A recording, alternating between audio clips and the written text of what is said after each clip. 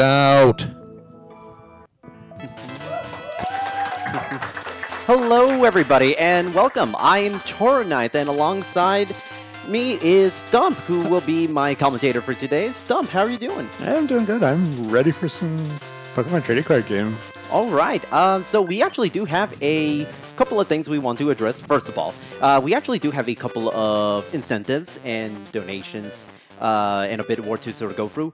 We have a bid war to decide what will be our starter. Now, we can actually hold this off until, I say, about 4 minutes into the run, because we're going to go through a tutorial to sort of help explain everything. But one thing we cannot wait until then is our name. So, I understand we have a winner as far as what our name will be for this run. Yes, let me just quickly refresh, make sure it didn't get sniped. It did not. It is going to be Patchy. All right. Awesome. Hey, please tell me if I have this correct. P-A-T-C-H-Y? P-A-T-C-H-Y. All right. Alrighty then. Okay. Without further ado, we are ready to go, and I'm going to give a countdown from 5. So everybody with me? 5, 4, 3, 2, 1, and go! Alright, so normally we actually skip this tutorial. We usually put in about 8 minutes and 3 seconds if we skip the tutorial, but for the benefit of everybody who is tuning in and watching a speedrun of this game for the very first time, we are actually going to go through it because there's quite a bit of things to kind of go over. This is Pokemon TCG. This is based off the 1998 version of the game, so about the first 3 sets that have been released up to this point, about roughly like 200-something cards. And there is a sort of a lot to go into that we want to explain here in the tutorial because it is a very high-paced game, a lot of action, very little room to sort of breathe. And Stump, why don't you take it away? All right. Well, main thing that we're gonna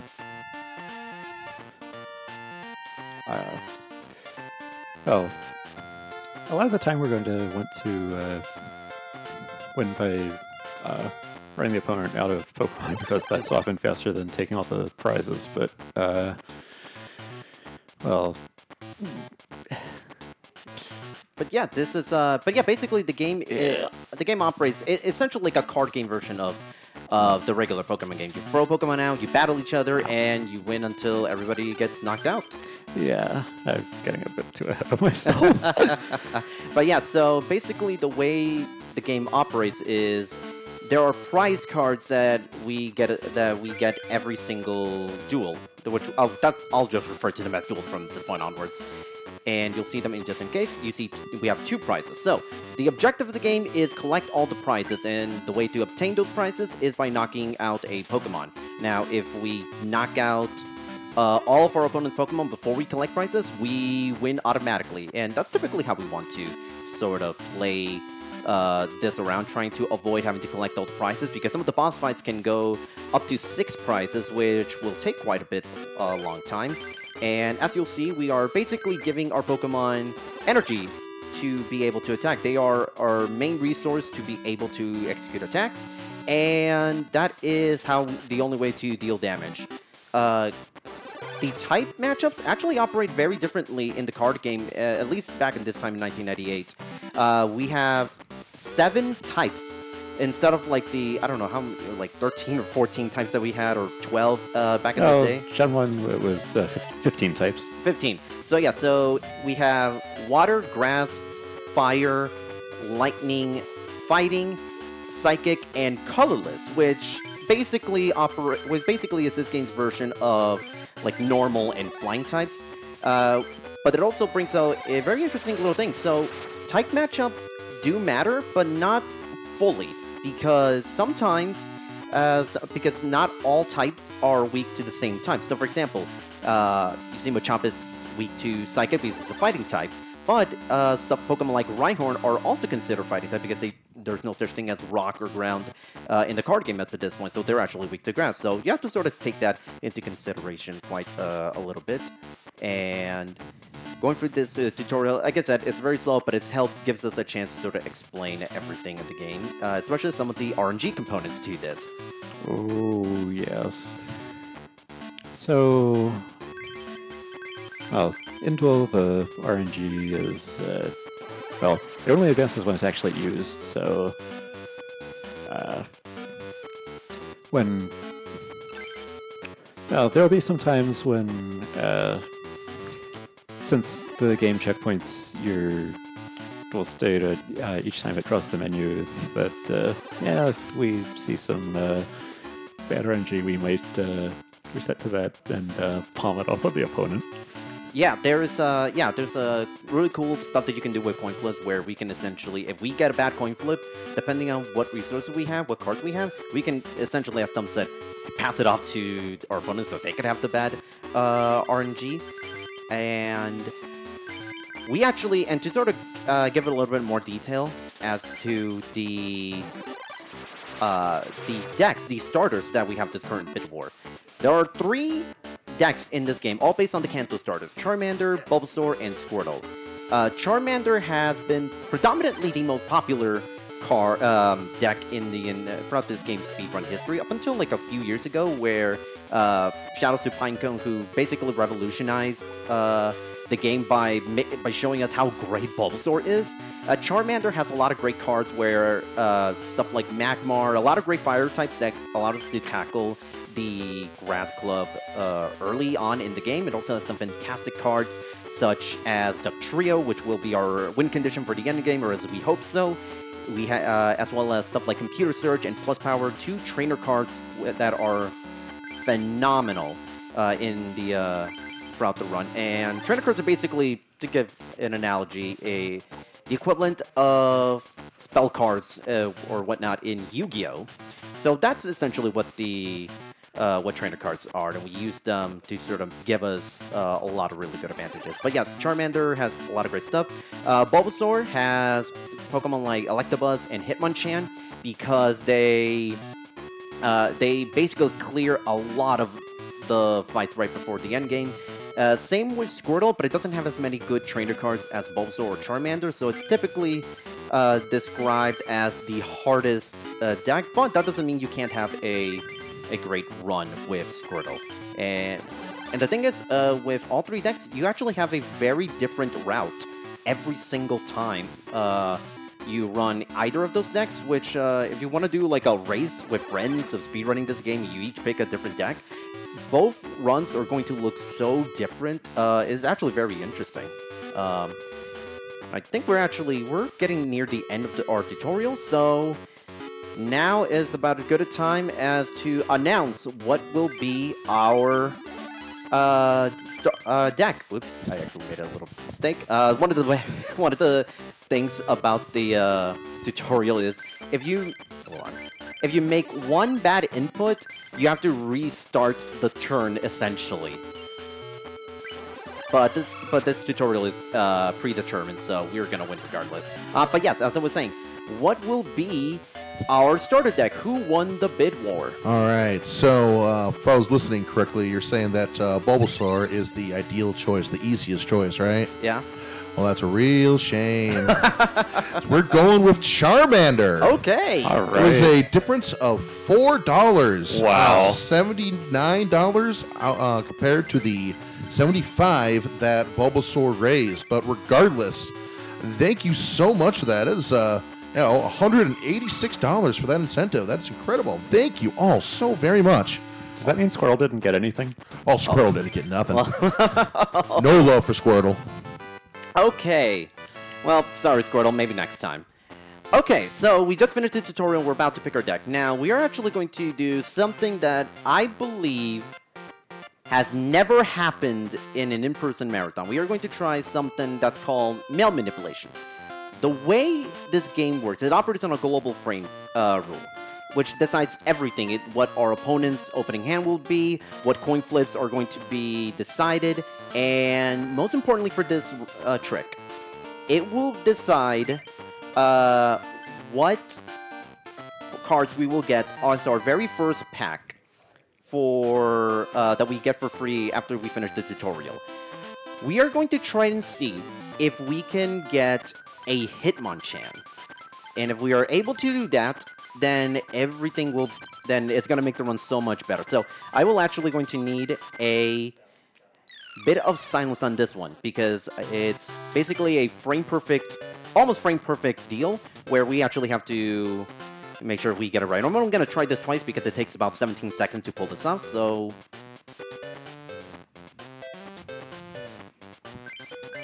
Might have hit the frame a little bit early on that one. No, yeah, I hit the frame a little bit early on that one. So let's see if we can try. If it doesn't work, then it doesn't work. Then we'll find we can go on without it. But yeah, it roughly takes about 17 seconds to try to pull this off. Because there's a 5-frame window where we can get a Hitmonchan. Right. Oh my god, finally. Oh. Yep, that is... Again, as I mentioned, that was the first... I believe the first ever successful attempt at mail manipulation at an in-person marathon, especially on the Switch. That... You have no idea how happy that just made me. So, we are about to... So, Hitmonchan is absurdly strong. It will essentially take care of almost half of the entire run by itself, and which makes my job so much easier to do. And we basically have the best of both worlds, where we have the great utility that Charmander has, while incorporating some of the great things that makes Bulbasaur and Squirtle such a fun deck to do. So we are actually going to do a slight adjustment on our route, and by slight I mean massive adjustment to our route, because we have a Hitmonchan. So, goodbye. I'm sorry, Charmander. We will not be seeing you for a little while. We actually don't use the starters at all, but we will use Charmander for one specific fight in this game. So we will try to see what our trainer card will look like. And what we're doing here is we're sort of taking advantage of one of the things in the real game that this doesn't implement, which is the option to draw up to 2 extra cards when your opponent doesn't draw a basic in their opening hand. That's why we are able to put just 1 basic in our deck and be guaranteed to start with it at no disadvantage. Wow, okay, so we just finished Jessica. She gave us... So basically, Coliseum packs is what we just got as our victory. A lot of what makes the routing Bulbasaur and Squirtles really good is being able to tackle a lot of the fights that gives us Coliseum packs, because they are the best packs in the game. It gives us stuff like not Charmander. It gives us Hitmonchan, Duck Trio, as I mentioned, so our win condition. Great cards like Plus Power and Computer Search. It can also give us stuff such as Scyther and Electabuzz. And we just saw on the Jessica fight that we got both a Hitmonchan and a Duck Trio. That is maybe about as good as a pack as I could possibly hope for. So we are actually off to a flying start. That was a turn 3 win against Heather. So yeah, a lot of these fights, as you're seeing, Hitmonchan is going through these like a buzzsaw, because it's such a great card to have. But we're now going to encounter our very first very difficult fight in the game. So we saw, as I mentioned, Hitmonchan is very strong. This guy, Michael, he is also very, very strong, because he also has not 1, not 2, but I believe 3 Hitmonchans, as well as a bevy of other cards. But we want to try to take him out early, because if we are able to do so, we're going to get possibly a lot of really good cards. That's a 3 versus 1, so we're actually going to reset that fight, because Kangaskhan's main purpose is to stall and to give the opponent free cards. So that's also 3 versus 1, and that's also...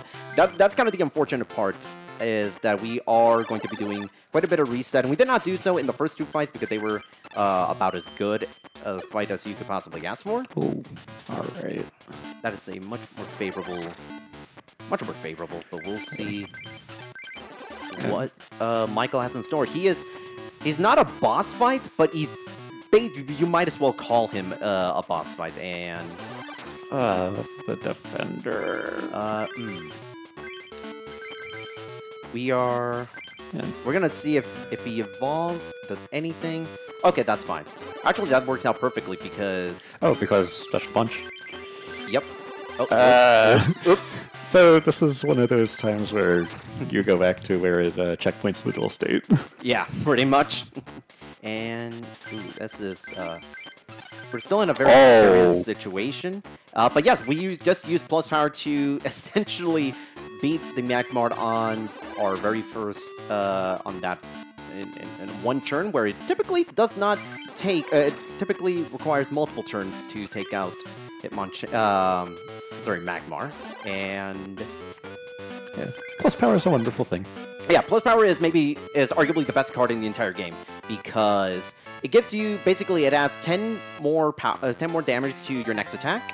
And what does our Coliseum? Another Doctrio! That's 3. And a Cypher! This is a fantastic pool. I was nervous because we did a practice. I did a practice run. I didn't get the trio once. And we now have 3 plus computer search, which computer search basically gives us any card in the game, as you're about to see right now. We just turned from what was a potentially very annoying fight into a turn 1 victory, and that is Jennifer. Jennifer could have been a really problematic fight because she has an all Pikachu deck, which is not an issue, but she has a card called Flying Pikachu. And Flying Pikachu resists fighting, which means we would have to auto-reset every time we look at Flying Pikachu if we're just going up against a Hitmonchan. But that was very, very much needed. So. And the opponent, the previous club before we went over to this one, is one of the Fighting Club members. We fought a second one earlier, too. That's why that initial visit to the Fighting Club was there, to spawn the 3 minions so that we can defeat them and then do the Fighting Club later. So good that the Fighting Club minions don't seem to remember the first rule of Fighting Club. Pretty much. But yes, so we have a... Let's see. I believe we actually we believe we win this one because we have a full heal. So Magnemite will. Okay, we get paralysis, but that's fine because we have a full heal. Oh, wonderful. Yeah, paralysis in this game, or really status effects, operates very differently how it normally would in the RPG. Paralysis, you can't do anything. Your Pokemon can't attack the next turn. Let's see, that is a Raichu. Which is, it's alright, could be useful for a little bit later down the line for the Water Club. Paralysis, you can't do anything next on your next turn. Poison just does 10 damage, so nothing too major. 10 damage after every turn, so it could be problematic, but not so much so that you can't really do much with it. Let's see. Are we gonna... Oh, no. Oh, no. Actually, no, let's keep this going. Oh, okay.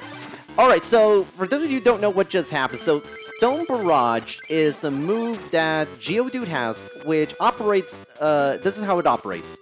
You flip a coin, you keep flipping, if you land heads, you flip again. And you keep flipping until you land tails. So, theoretically, you can flip an infinite number of coins so long as they always land heads. I once had a fight where Geodude landed heads 6 straight times, which I believe is like a 1.6% chance of happening. If I did my my mental math right. Yeah, that sounds right.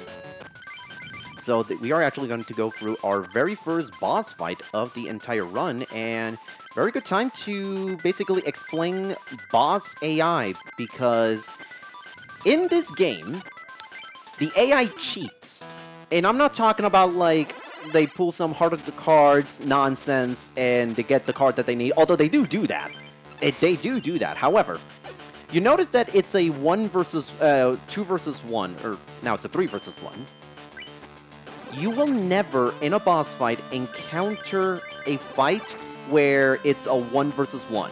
the AI is programmed to always have at least 2 basic Pokemon on their bench, so you can never win on the first turn, but because Hitmonchan is so absurdly good, we are just going to have a real good time just basically clearing through Isaac. Isaac is basically the Lightning Club leader, and his deal is paralysis stall, and thankfully we have been blessed with a very good Isaac. So, All right.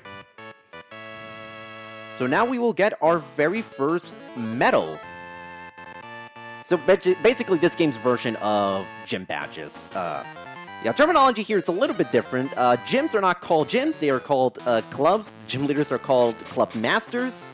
And badges are called medals. So we are starting to... Actually, no, let's not... we don't need to do an edit. We're starting to wind down on Hitmonchan because we're going to be adjusting a few things to our deck for the next few fights.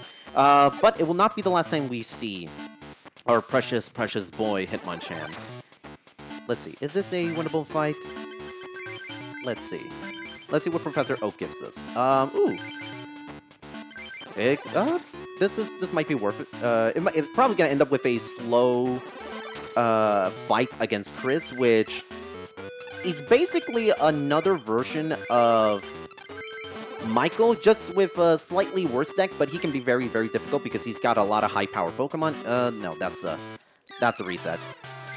That is kind of the unfortunate part where a lot of the fights you progress and you spend a lot of time with them, and then you just end up having to end the fight right then and there just because of how bad it progresses towards the end, which is kind of a little... That's the downside to running this game sometimes, but the good news is that you can really make up a lot of time depending on how things go. It's rare that you have, like, an overall terrible run where everything just goes awry. So, you know, if you have a bad fight here and there, you can definitely make up time with it. That is... Ooh. Oh. That is...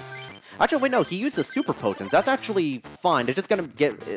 So, Machoke, usually not a problem, actually. Usually not a problem. But, he uses Super Potion, which basically heals 40 damage. At the cost of an energy. Yes. Which, let's see. Ooh, 30 damage. Let's see what we can do. There's 60... yeah. Let's see, was there... Okay, did we get something from Professor Oak? Oh, we do, actually. All right. Okay, so we live. We live. And there's a Meowth after... There's a Meowth and a Genghis-Khan, which is not going to do anything. Oh, sorry? Oh, I was going to say well, the self-damage would have caused that to be a double kill, so... Yeah, the problem is I think it would have still ended in his victory because of the fact that oh yeah, because you wouldn't, right. That'd be the unfortunate part.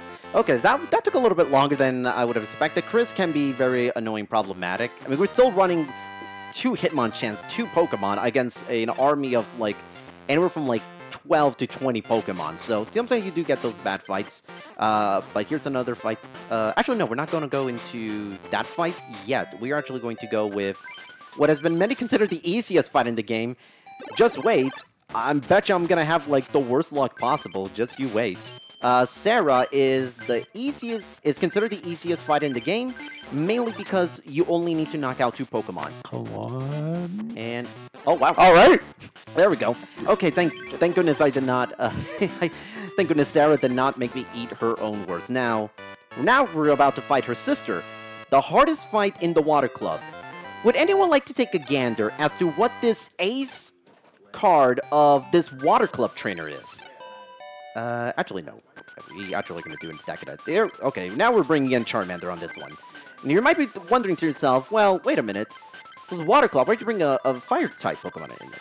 Well, if you thought that the ace of this Water Club, for lack of a better word, almost super boss, is any Water-type Pokemon, It is not. It is actually Scyther, for some strange reason.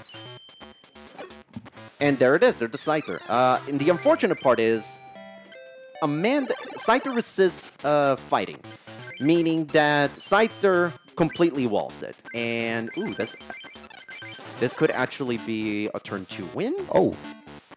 Turn 3. Actually, this is still fine. This is still fine. But yeah, Scyther resists fighting, meaning Hitmonchan is no good. So that's why we bring in the Charmander as a secondary option. But the problem is, she still has water Pokemon, meaning Charmander could still be in a bit of a problem. And there we go. Ooh, that is... a disaster was avoided. So yeah. So many fossils on Clefairy Dolls. I don't think I've seen that many just extend the fight like that. Yeah, that's the kind of unfortunate part to Amanda, is that not only does she have counters for your counters for whatever you may have for Amanda, but she's got fossils and Clefairy Dolls, which all they do is just stall. Their whole purpose is to stall the game. We're actually going to go for... We're actually not going to do Scyther strats in this game. So we are now going up against our second actual boss fight, Jean. Jean is the Rock Club leader, and we have a... Let's see. What do we have? What do we have for trainers? Do we have anything good? Okay. We're going to have to put in some dummy cards because we don't have enough to make a truly optimized deck. But yeah, Jean, we have two ways to beat Jean. We have the Nidoran strat, which basically means we take care of Nidoran the entire... Ooh, unfortunate. That's fine. We can either use Nidoran and evolve it into Nidorino, or we can use Scyther, which resists all of Jean's Pokemon, but at the downside of not being able to have a quick fight. Yes, Tom? A bit of an edge case in the rules. I do believe that evolving would have made you able to attack again. Yeah, but we actually are going to say, because Rhyhorn never gets never actually attacks, so I wasn't worried about taking damage. So the unfortunate part is that sometimes there is a lot of waiting with Nidoran Nidorino, and wow, that is a really good Gene. That is a... Wow, that's a fantastic... That was like 6 turns. 6 turns on Gene? Very, very nice. So, okay. We are now about to encounter our rival. His name is Ronald, and he very much incorporates a lot of, like, Blue or Gary Oak energy. So we actually have a very special surprise for our rival. So we have... It's going to take a team of 4 Magnemites to be able to execute this guaranteed victory strategy against our rival. Let's see, do we have enough cards? We do have enough energy. That was the first time in quite a while that I have seen Gene done with any strat other than the Scyther strat. I love the Nidorino strat, personally, because it can take out Onix in one go. I just love it. That is nice. So, we have our... Let's see. Alright, Lapras, see? Like, type advantage. Lapras against Magnemite. Lapras is weak to Lightning. Let's see. Ooh. Oh. Actually, no, this works out. This works out. Oh, actually, yes, it does. It works out perfectly. It really does. Alright, everybody. We lose. We actually lose this fight on purpose because Ronald does not know how to play the game. Ronald, his AI is extremely weird. Most of the time, what he loves to do is just bring out a ton of Pokemon and never attack. He loves to add a ton of Pokemon that don't really do anything. And our strategy for Ronald is we lose on purpose because the story progress does not actually get affected by losing. The only thing that you get out of beating Ronald is like a special promo card, which honestly it's not that good and wouldn't even be using. I did believe we would have gotten a Jigglypuff. And it takes some time for that fanfare to play when you're presented with a specific card, so we save that time too. Yes, you are correct. So yeah, so now we're going up against Water Club. We're going to be using our Pikachu strategies for these next 3 fights, and Wow, that we actually beat. All right. Wow, if you ever want to see, Wow. if you ever want to see a level 12 Pikachu one-shot a level 31 Lapras, this is the speedrun for you. But yeah, oh, we got an Articuno, so All right. that could be potentially useful for one specific fight. Depends on what happens later on, but that we're gonna keep that in our back pocket just in case. We have 2 Pikachus, and energy removal, and computer search. That is excellent, excellent, excellent. This is maybe about as good as a opening hand as I can ask for. So. No Swift Dream because the AI will not attach an energy to something that's going to die next turn.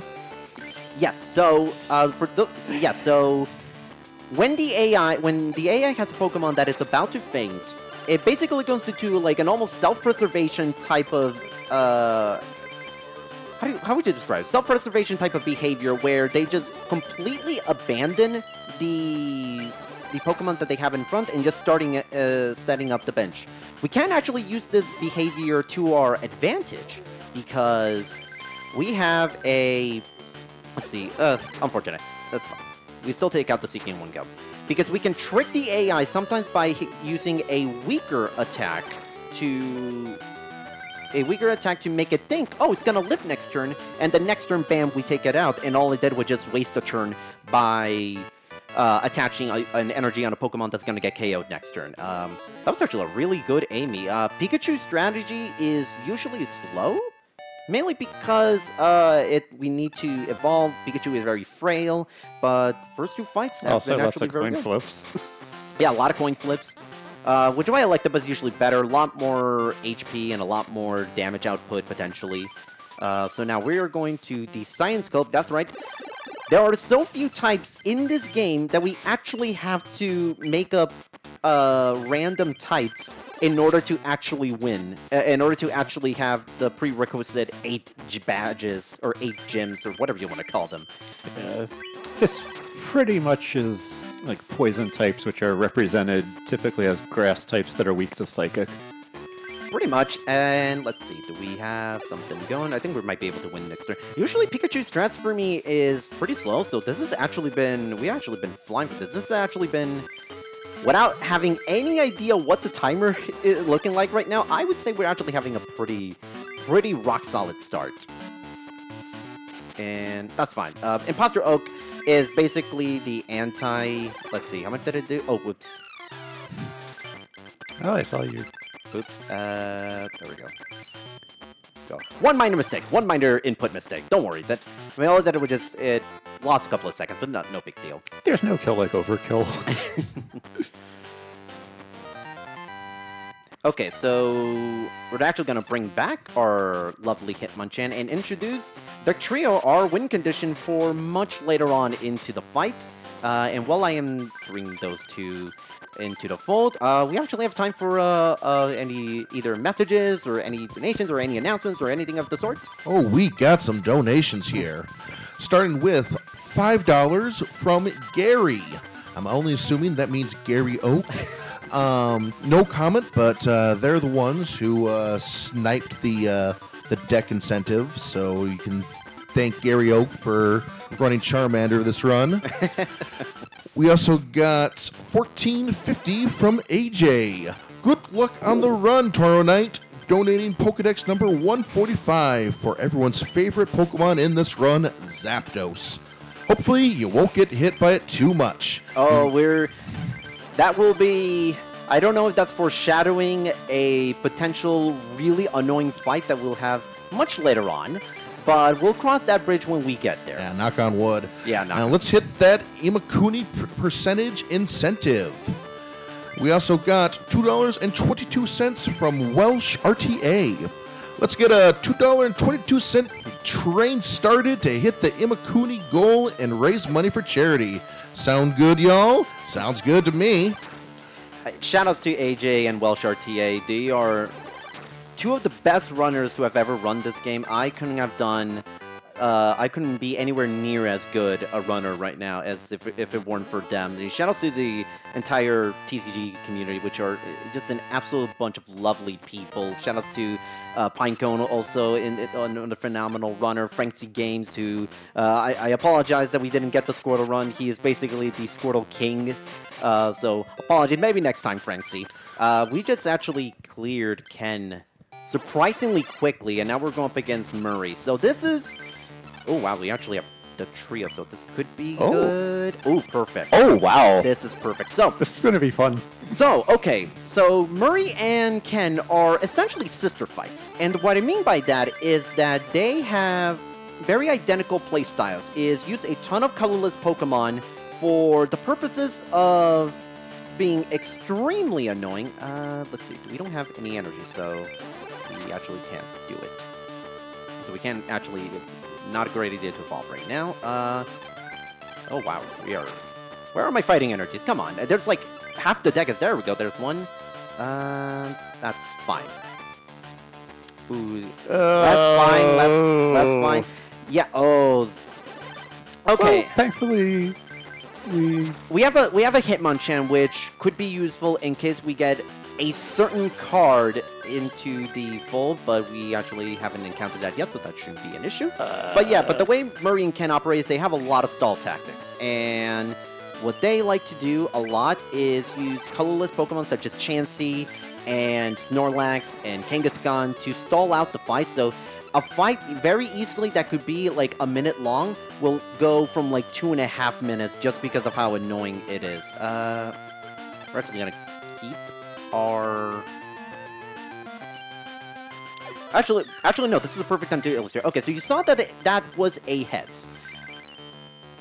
That is also a heads. So, the way the global frame rule operates is that... Oh, yeah. The frame rules, like the global flame rule that we talked about earlier, doesn't... well, only runs in the overworld, not during battles. Right. During battles, it stays put.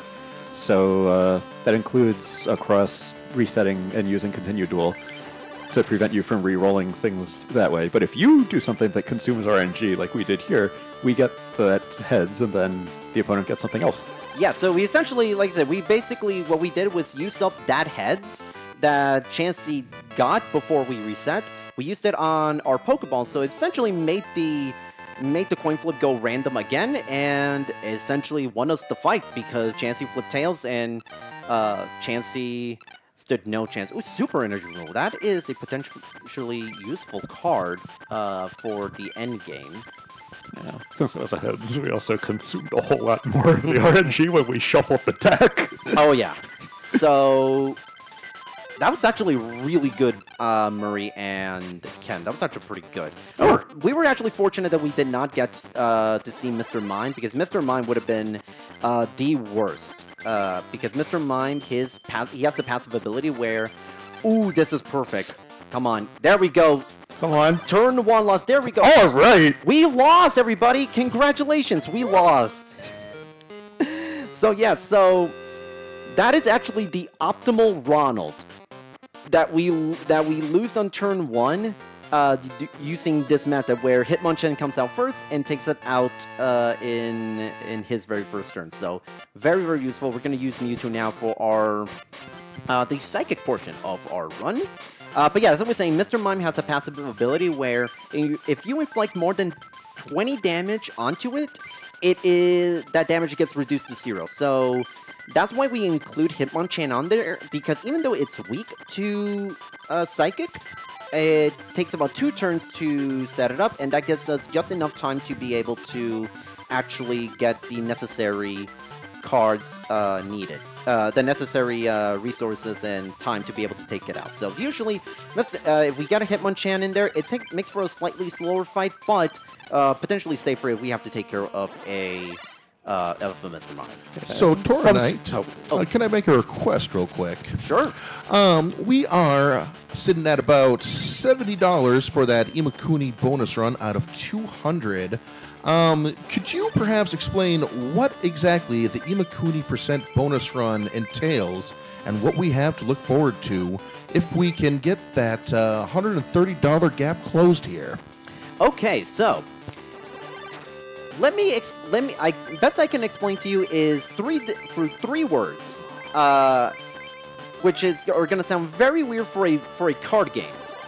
Roaming boss fight, which you would think like, wait a minute, a card game having a roaming boss, a little bit weird.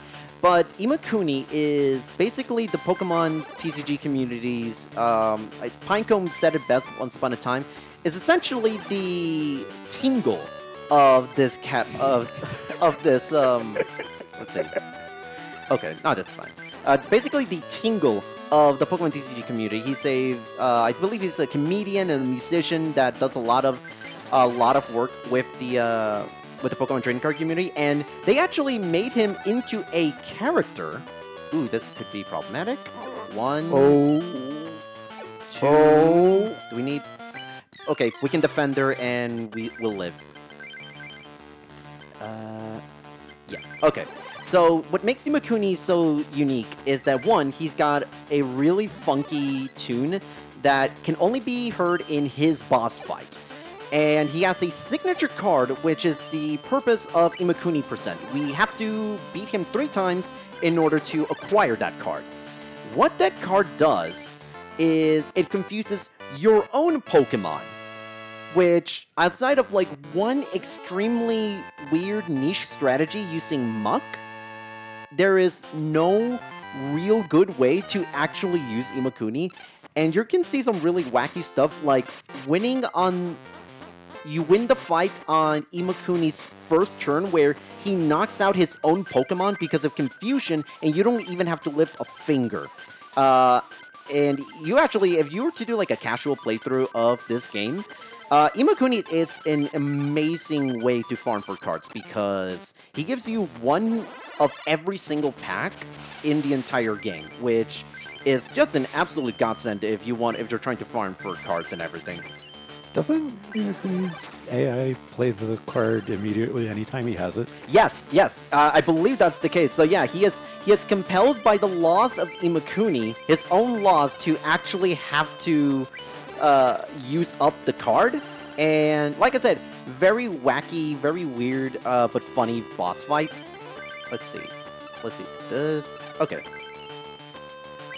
I could have been using Professor Oak in this fight for the last few turns, but I'm actually trying to thin out the deck as much as possible so that I wouldn't have to, so that I have a greater chance of getting a Kadabra in. Now it's about as good time as any. There we go. There's our Kadabra. Perfect. And this fight has just now been turned into essentially an auto win. Just watch it say, and we're going to end up losing. I don't think it's going to be an issue. Kadabra is our main strategy for Rick because all of his Pokemon except for Porygon is weak to Psychic, and Kadabra is the strongest Psychic type in the game with his attack doing 50 damage. And the way weakness works in this game is it does ×2 damage. So 50 times 2, 100, nothing in his deck survives it. Didn't you say the deck has Porygons in it? The what? Yes. Oh, yeah. Whoops. Yes, it has Porygon. And the reason why we actually...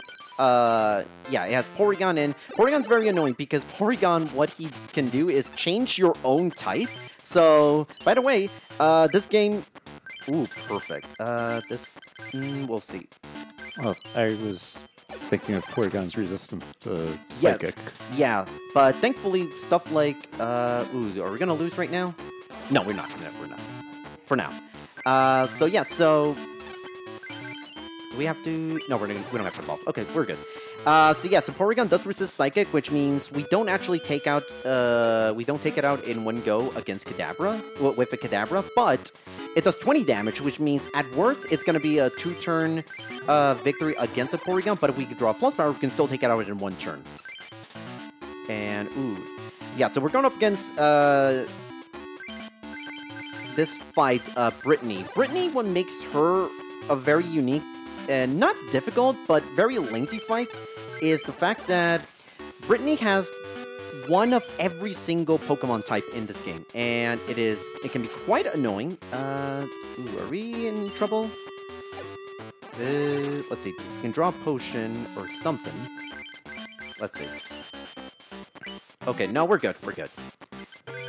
So yeah, so it makes for like a very lengthy fight because you're almost essentially guaranteed having to fight her, and take out at least four of her Pokemon to be able to get the prizes. But because Kadabra has been essentially the best answer to this deck, and because we have multiple Kadabras, we don't have to worry about it. So we're actually approaching the end game, believe it or not. We actually have 2 fights left before we actually fight the end game, and we're now going to incorporate in all fire deck using Ponyta, Rapidash, and Magmar. This one I would say is left up to the imagination of the runner, however they want to actually tackle this fight, because you can use Growlithe, you can use Charmander, you can use a number of different strategies to actually win this, clear this section of the run. I just personally love using Ponyta and Magmar. Let's see, so... how's the Imakuni incentive doing? We are still sitting at just about $70 here, folks. And if you heard that description like I did, you're going to really want to see the chaos that's going to be unleashed with this Imakuni percent if we can get that in. So, let's get that milestone met. Let's close that gap. It's 130-ish bucks. Exclamation point donate in chat for some more Pokemon TCG action. Alright, you're about to witness a level 10 Ponyta beat a level 67 Venusaur. So, this is... There we go, it's taken out. Sometimes the AI, especially on the Grass Club, they love using... Oh, this is a problem. Uh-oh. So, Lickitung is a Pokemon that loves, and I mean just loves using the tongue wrap attack, because all it does is paralyze. This is okay. That was a head, so we know the next coin flip is going to be heads. So now we are going to basically use that to get our Rapidash, and we should be good to go. It's gonna be a lengthy fight on this one, but that's fine. We got paralyzed. We don't have a full heal, but we do have evolution, and in this game, evolution actually cures paralysis. So if you're ever in a situation where you're dealing with paralysis or confusion or poison, have no fear. If you have a way to evolve it, you can evolve it. Okay. That was needlessly long, but hey, we are finally on our final boss fight. Before the end game, I should say. And this fight could go one of two ways. This could be an incredibly easy fight, or it's going to be a very lengthy fight, mainly because, as I kind of alluded to earlier, some of the boss fights, they cheat, and it almost seems like just when you're about to win, they pull out some Heart of the Cards nonsense and get the necessary card to either stall the fight or make the fight, like, from winnable to, like, completely unwinnable. But if we get it... But the name of the game is, if we go first, we should be fine. Let's see. A Mysterious Fossil, and this could still be good. Oh, perfect. Part of what makes Mysterious Fossil such a good card for us is that we can essentially use it as basically a bit of a meat shield, for lack of a better word, because if it gets knocked out, our opponents actually do not collect the prize. So that makes our job a lot easier and gives us a little bit of time to be able to set up our bench. Let's see, do we have Oddish? There we go.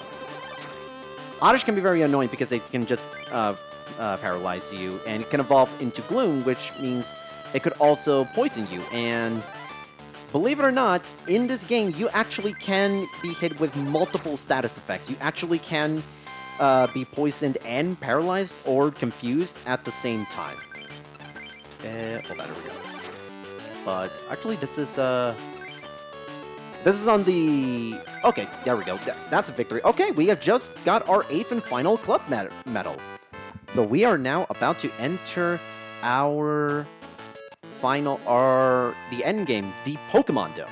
The Pokemon Dome is this game's version of the Elite Four plus the Champion, and each of these members of the Pokemon Dome, they are called the Grandmasters.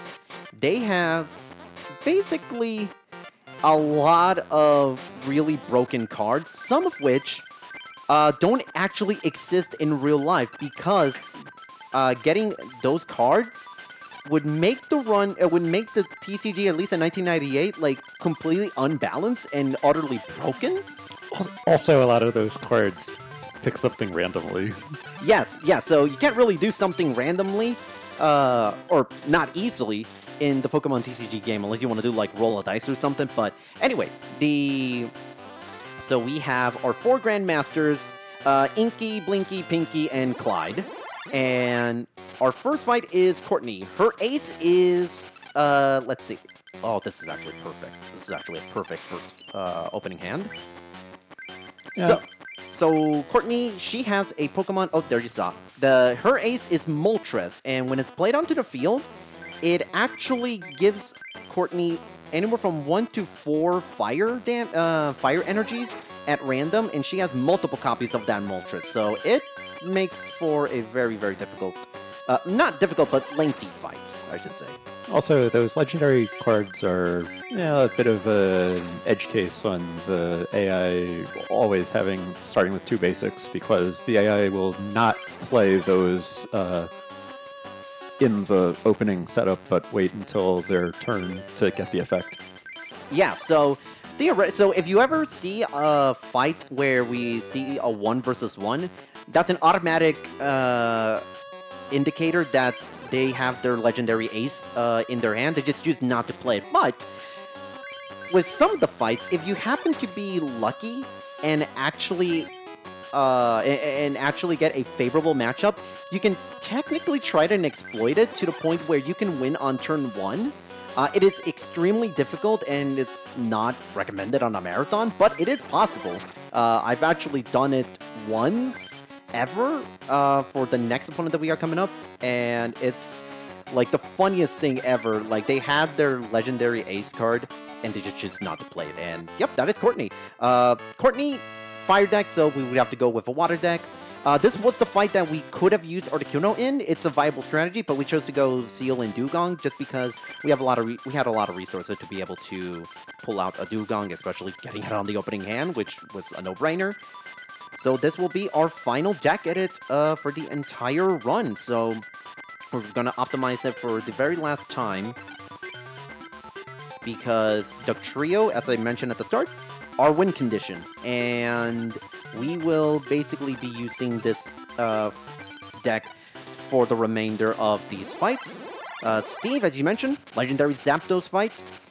His legendary ability, legendary Zapdos, what it does is once it's played onto the field, it inflicts 30 damage to any random Pokemon out onto the field, including his own. So it's a bit of a coin flip as to whether or not it's going to be a favorable fight, but it also resists weaknesses. So if your Pokemon is resistant to lightning, unfortunately, Zapdos does not care for your weaknesses or resistances. Also, this is your last chance to get your donations in for that Imakuni % bonus run. We are sitting at $115. We have raised a good chunk of that in the last, 15 minutes or so. Well, time is just about to run out, so get those donations in now, ! In chat, and be sure you hit the incentive when you're making that donation. Yep, we are, as you mentioned, we are very, very close to ending this, and actually, surprise, knock on wood, that we actually not encountered the legendary Zapdos, but the trio is just an absurdly broken card, because it basically takes care of everyone. Let's see, do we have anything? Let's see, let's find out if the next, okay, that's the Tails, meaning that next time Electabuzz uses a Pokemon to flip a coin, it's going to go Tails. What? Unless the AI takes up the RNG value for some reason. Yeah, like I mentioned, the AI cheats. So, okay, there we go. So we have to take care of this other Zapdos. The Zapdos that was played, that is not the Zapdos that I alluded to earlier, but this Zapdos is also very annoying because this Zapdos can one-shot the trio if we allow to set up. see. Oh, is that base set Zapdos? Yes, that is base set Zapdos. We're fine. We're fine. We have energy removal, and we actually have super energy removal. So we actually just drew a defender, so we are actually going to be fine. Yeah, that full setup is something. Is 4 energy to do 100 at the cost of all of the energy on it, which will one-shot a Dugtrio. Just barely, though. Yeah, just barely, just barely. But thankfully we survived, and now comes the hardest fight in the game. Yeah, we're only midway through the Pokemon Dome, and this is the hardest fight in the game. Jack has every single, has a speedrunner's worst nightmare as far as like the ideal deck to not want to go up against. It has tanky Pokemon like Chansey. It's got Lapras, which does a ton of damage. It's also got Articuno. Legendary Articuno, once it's played onto the field, you flip a coin and it can inflict paralysis. And the AI likes to use Scoop Up on it to try again. Yeah, Scoop Up, what it does is it gives you basically take out a Pokemon either from your lead or from your bench. And, we don't need to actually use up our energy removals quite yet. This fight also contains a... Okay, this could be fine. Okay, no, this is fine. So, the thing that we have to be worried about is whether or not Jack has Dewgong. It doesn't look like he has it, because... And one clear indicator that he has Dewgong... Really? Another Scoop Up? And, oh, he finally hit it. So, oh, that was, what, his third Scoop Up? I think so. Do we have full heal? We do not. That is fine. I believe he's almost out of Scoop Up. Okay, so, as I was saying, a clear indicator that... And you can kind of apply this to a lot of the... AI opponents, or at least the boss fights, is whether or not they are focusing their attention on one specific Pokemon on the bench, like adding a bunch of energy. If they do, that's almost always a telltale sign that they are preparing to get their Pokemon ready to evolve. And we don't want to do that with Seal, because Seal is quite... I'm sorry, Dewgong. Dewgong can take us out with relative ease. You know, similar relative ease to the way that we used Dewgong against the first one. Oh, well, there's the Dewgong. There we go. So that is fine, because what we do is we'll use... you saw you had 2 energies, so that's the telltale sign I was mentioning earlier, but because now we took away an energy, we took away the incentive for evolution, meaning that we are in the clear. And I'm not worried about Dugtrio being in KO range because the last Pokemon is Chansey, so we're fine. Unless he... Okay, that's fine. Do we have we have Computer Search. Perfect. So we can use... Do we have a plus power? We do. Okay, wow, that... I don't know how long that Jack fight was, but I would say that was... If it's not a terrible Jack fight, then I will automatically take that as a victory. Because now I don't want to say we're in victory formation, but we are now in, going up against the easiest member of the Grandmasters, and that is Rod, which we're actually going to reset because that is a very unfavorable opening hand. Rod, his legendary Pokemon is Dragonite. Even though he's not a legendary Pokemon, but they didn't have any more legendaries to give to Rod. Rod uses a lot of, like, basically the Lance of this game. So he uses a lot of Pokemon that, are kind of like dragons, like Lapras and Gyarados and Dragonair and Charizard and whatnot. Let's see, do we have... This is like a really bad hand, but because of how... unless he evolves, unless he evolves any of his Pokemon, we should be fine. What do we got? So the legendary card is Dragonite, which is a stage 2, and so is just about unplayable. Yeah. The real threat here is Dragonair. Yes. Dragonair has 80 HP, meaning that it is outside of KO range with Earthquake, unless you get some help. And it has that attack that... Wow, removes an energy from you. We actually resetting that fight because that was really unfavorable. Of course, I say Rod is Rod's easy, and it's biting me in the rear end. I have an announcement to make. Yes? Oh? We have just hit the Imakuni percent Woo! incentive Alright. for Pokemon TCG. That's right, we are getting even more Pokemon TCG goodness coming up right after this run. Thank you so much to everyone who donated.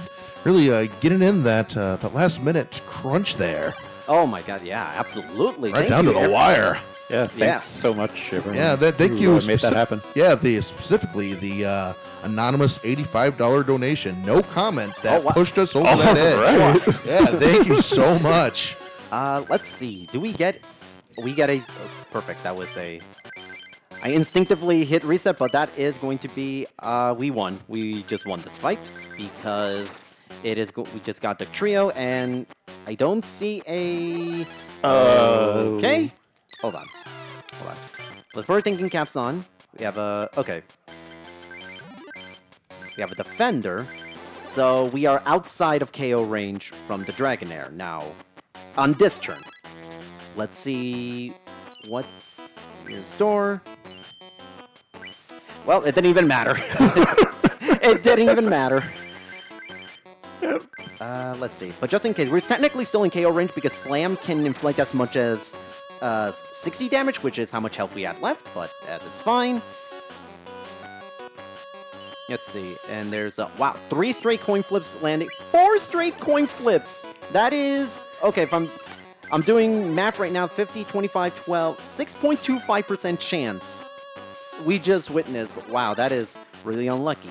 Yep, sometimes the RNG can decide to be unusually nice to us. Yeah, and That is not a reference to any manipulation happening. It just landed that way. yeah, no, like I said, I mean, I've had runs where I've had 6 straight coin flips land heads, so it can happen. You run this game enough times, you're gonna see some really weird stuff in terms of probability. But yep, as you kind of maybe have guessed it, Ronald is our final challenge here, and we actually just drew a great hand. But we are, however, the problem here is we are forever in danger because Ronald has one of every single ace, I'm sorry, no, 2 of every single ace card that the Grandmasters have. So he's got 2 Articunos, 2 Rapid, ooh, this is problematic. Do we have Energy Room? Perfect. So he's got 2 Articunos, 2 Zapdos, and 2 Moltres, and I believe 1 Dragonite? I don't quite remember. I mean, do legendary Dragonites really matter, though? No, it doesn't. Let's see. Are we going to have to... The one Ronald fight we actually have to win. Yeah. Now, the funny thing about this fight is that, remember how he said very early on that Ronald does not know how to play the game and does not know how to build a deck? The same principle applies, because as you notice, wow, that he's got 2 energy removals at once. That actually is fine. Is completely fine with me. Have you noticed that we have acquired a lot, that we are witnessing him use a lot of fire energy? Have you noticed that he doesn't put in a single water or lightning energy because he's got Moltres and Zapdos? That's because he doesn't have it. He actually does not have a way to attack with Articuno and Moltres. So, believe it or not, if we see a Zapdos and an Articuno and we don't get immediately knocked out, we are actually completely fine because we actually don't have to deal with... Ooh, lucky defender right there. We have a second defender, and we have a potion. We do not. Okay. We're gonna have to be...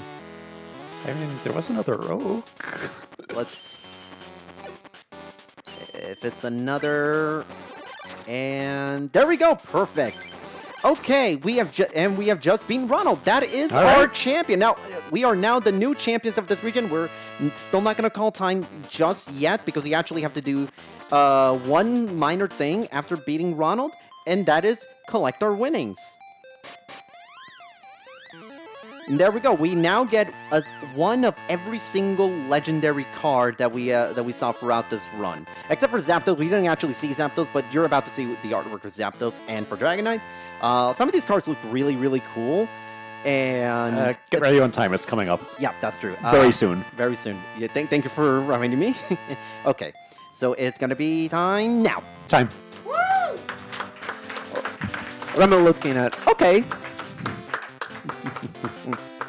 Alrighty then, man. That was fun. That was a lot of fun. I'm so thankful that we were able to actually pull this off. The Charmander snipe at the very end. You know, that did not deter me because we were able to pull off the mail manipulation on the Hitmonchan, which basically saved this run, for lack of a better word. But we still have some more TCG left. So we have Imakuni. Let's see. We have a way to actually... So we kind of seeing our deck... Actually, wait. Do we have some time for a few donations while we're getting this bonus run set up? Yep. All right. So we got some love for you right here in the donations.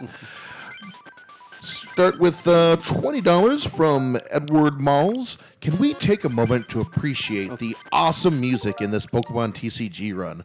Great commentary. Looking forward to the rest of the event. Thank you, Edward. Ah, thank you. $5 again from Space, the whole space. Sorry that we ended up choosing Charmander over Bulbasaur. You're doing great, though. You rock. We were able to overcome our... And it's funny, because Charmander was the most popular deck in the entire run. I don't like running Charmander just because of how different the route is, but we were able to... we were able to do just fine with it. Okay, so normally I would do an Imakuni run on a Bulbasaur deck. Now, I thought that Bulbasaur was going to win the bid war, so I actually saved over our... we actually saved over our save state that has Bulbasaur, but this is fine, because we actually do this on a Squirtle save file, so... We are... So yeah, I am ready to go. Alright, okay, so we're going to start in 5, 4, 3, 2, 1, and go. Yes, so the reason why we typically go for a strategy with Bulbasaur is because it contains an Electabuzz. Now, but Squirtle also does contain Electabuzz. It's just a lot less resources to have, but that is completely fine with me. We can still have an achievable Imakuni run with this, and you'll be able to savor the magistry that is Imakuni. So, in order to, for those of you who actually have played the game and don't know how to actually this is not where we needed to go yet. To spawn Imakuni, because Imakuni does actually not spawn until you talk to this lass here in the Water Club. And once you do, you then go to the Fighting Club. That will always be his first starting point. So, hold on. We are actually going to set up our deck. So it will be an only Electabuzz deck. So, Electabuzz is maybe the best single Pokemon that is an answer to Imakuni. He's got a lot of flying, a lot of colorless and water Pokemon that are weak to Psychic, weak to Lightning, and makes Electabuzz quite the best response. Actually, hold on. What, you're still here? Okay, sit over there. What, you're already sitting? Oh, okay, then let's get started. Would you like to do Imakuni? Question mark, question mark? Strange life form, Imakuni. So yeah, so if you listen to his music, it is very wacky. Just letting it play out for a little bit. There we go. And remember, the name is spelled with a question mark. Do not forget it. So let's see if we can actually spawn our Imakuni card into one of these fights at the very least. I am absolutely getting Tingle energy from this Imakuni guy. Yeah, I told you, it's basically Tingle. And Tingle is a boss, but it's a unique boss where you do have to win with 6. It's a 6-prize fight. However, as you kind of noticed, he actually didn't have a second basic Pokemon out from the get-go. So he actually had to. So it doesn't technically abide by the every boss fight must have two basics starting out.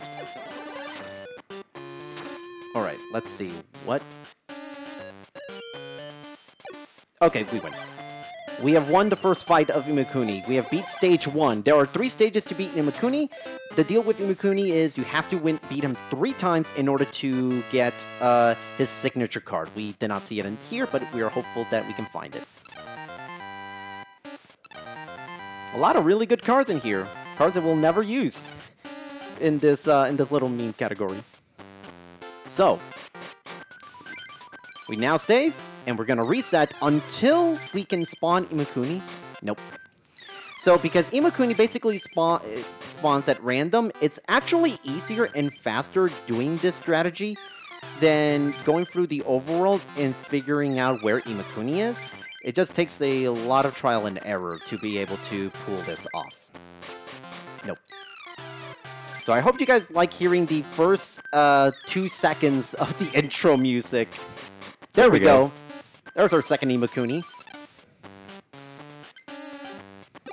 Strange life form Imakuni? Question mark? Okay, a 3 versus 1. That's kind of dicey. This is actually like a really... it can be a actually surprisingly tough fight because Imakuni actually evolves his Pokemon like a lot of them, so... That is not what we wanted. Actually, no, it's actually best to save up. I did not mean to put a water energy, but that is completely fine. Let's see. So we're now 30 damage in. We are still okay. We're still well. We now have 30 damage left, 30 health left, but we should still be fine. Good time to Oak. See if we get any. Oh, Full Heal could be useful. This is getting really dicey. Let's see. Do we... And... Okay. It's still... We're still in the danger zone, but... Oh, there we go. There we go. Actually, wait. Hold on. I'm gonna reset because I would like to read out to you, give a dramatic reading of what this card's ability is. So, use Imakuni. Your active Pokemon is now confused. Imakuni wants you to play him as a basic Pokemon, but you can't. A mysterious creature not listed in the Pokedex. He asks kids around the world, who is cuter, Pikachu or me?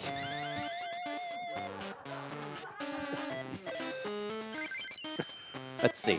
Oh, hold on. Oh! This is... We are actually going to save that, because he's going to... Oh, he's actually not going to try to attack. Okay, let's see. No, let's see if we can... We're trying to play this a little bit smartly. Because we are in a very precarious zone. Ooh, that's a Golduck. This is kind of where we want Bulbasaur, because we're gonna have to reset the fight. Oh, because he actually does not appear, so... Let's see. Will it redraw if you don't exit and re-enter? What was that? Will it redraw if you don't exit and re-enter? Well, That's fine. yeah. So, yeah, so that's kind of the unfortunate part. Imakuni can be very, very annoying to deal with. And I'd rather not, like, mercy kill the run, but I also don't want to leave people hanging, because Imakuni, as I said, is a very strange life form. There we go. So we're actually going to do a quite small adjustment to our deck. Abra and Kadabra actually also operate very well in terms of what this, in terms of countering Imakuni. We also got some expert trainers. Oh, we got. Oh, we go to actually give us some space to actually be able to execute this. We don't really switch. Yep, Gust of Wind. We don't have a ton of great trainer cards.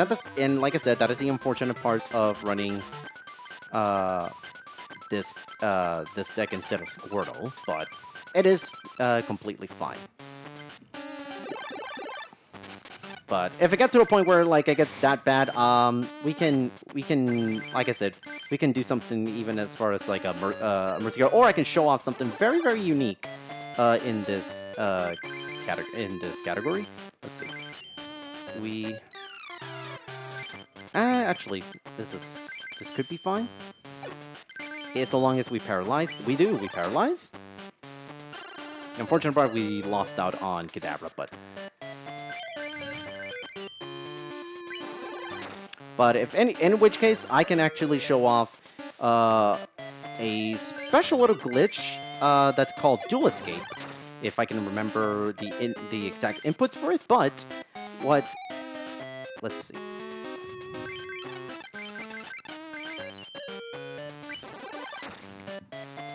Unfortunately, this is a bit of a slow burn, but at the very least, I'm very happy that we were able to showcase what Imakuni actually does. That is, I'm very happy. Let's see. Is this, yeah, Slowpoke can't... the Slowpoke that's on the bench actually can attack.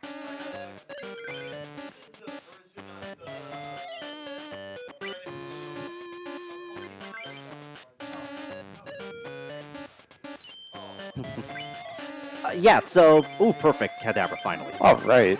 So yeah, for any of you who are tuning in, this is the trading card game, which, I mean, it is technically, you can say it's a version of Red and Blue, just in trading card game form, because it only contains the first 151, and, alright, that is... For the purposes of just kind of letting this letting the marathon just kind of keep on going, we are actually going to win our final Imakuni fight once we execute him, once we bring him in, with a special dual escape glitch, which is our one and only glitch, per se, in the run. What's the fight like usually? It's honestly the same thing. Imakuni actually does not change his deck at any point of this run. So we are... Let's see. Come on. Come on, Imakuni. I know you're there. There we go. Okay. Now, time to execute dual escape. So the only way... the way you can do dual escape is actually surprisingly easy if you practice it enough. Oh, there's the Imakuni card. Hold on. We're gonna get... There we go. Imakuni, oh, yes. Imakuni just knocked itself out. So, okay. We do a certain... There we go. There we go. That is dual escape. So basically, if we press B, down A at the same time, we can actually win the game instantly. You can actually clear the game in like 20 minutes. So yeah, that is time. And I believe that was first found accidentally, wasn't it? What? What was that? Wasn't that first found accidentally from just someone like mashing their controller in frustration at something? I believe so. I believe that is how the the glitch was discovered. So yeah. So one more time, your active Pokemon is now confused. Imakuni wants you to play him as a basic Pokemon, but you can't. A mysterious creature not listed in the Pokedex. He asks kids around the world, who is cuter, Pikachu or me? Don't answer that, kids. I don't like the looks of him. What do you think? He's a friendly little guy. All right, then. Thank you so much, everybody. It was so much fun going through this game and showing you the ins and outs of this game. Thank you so much to everyone who donated. You guys are all wonderful. Thank you to all the donations, and I am so looking forward to the rest of the marathon and this event here at VGMCon, and I hope you guys look forward to the rest of Midwest Speedfest. All right, let's give it up for toronite one more time.